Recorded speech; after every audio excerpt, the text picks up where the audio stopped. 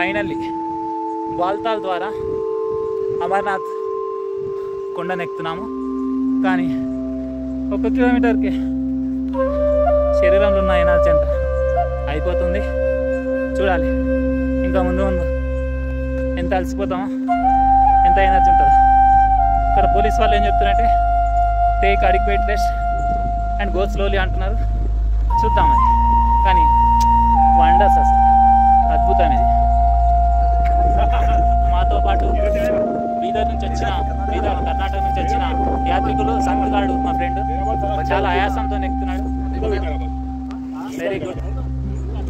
అలా సో మురళి అని మా ఫ్రెండ్ కట్టె సహాయంతో ఎందుకు రెస్ట్ అవసరం లేదు అంటాడు మా ఫ్రెండ్. కమాల్ అక్కడ ఉన్నాడు already far away from us. ఈ కొండలు, ఈ పర్వతాలు, ఈ నీరు, ఈ పారే సెలయేరు, అక్కడికి వెళ్ళాలన్నా అద్భుతంగా. ఖచ్చితంగా ఇలాంటి యాత్రలు జీవితంలో ఒక్కసారైనా చేసి తీరాలి. అక్కడ గ్లేషియర్స్ అంటారు, గ్లేషియర్స్. సో మనకు హిమాలయాల్లో నదులు ఇక్కడి నుంచే జన్మిస్తాయి. సో ఇక్కడనే సింధు నది, గంగా నది, బ్రహ్మపుత్ర నది లాంటి నదులు జన్మించి పెద్ద ప్రవాహాలుగా మారి నదులుగా మారుతాయి. కానీ ఈ యొక్క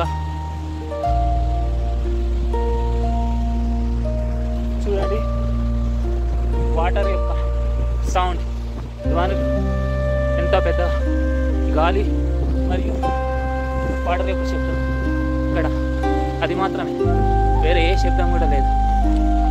చాలా అద్భుతమైంది. అక్కడ మా ఫ్రెండ్స్ ముందే వెళ్ళిపోయి వాటర్ ఫాల్ దగ్గర ఫొటోస్ దిగుతున్నారు. నేను మాత్రం కొంచెం వెనక అయిపోయాను. నేను కూడా వెళ్ళి అద్భుతమే కానీ ఈ అద్భుతాన్ని చూడలేదు. Wow, it's amazing. Wow, amazing. చూడండి అద్భుతం, మనోహరం.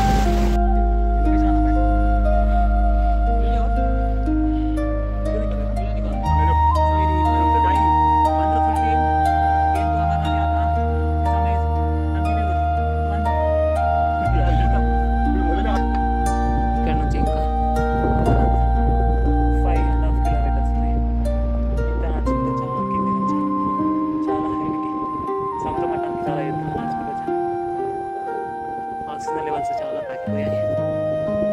ఇంకా మా ఫ్రెండ్స్ ఇక్కడ నుంచి వస్తారు, ఇంకా కొంచెం పేరు లేదు. కానీ వాళ్ళతో నుంచి Amarnath Yatra is very tough. మా ఫ్రెండ్స్ ఫైనల్గా గుర్రాల పైన ఎక్కేశారు.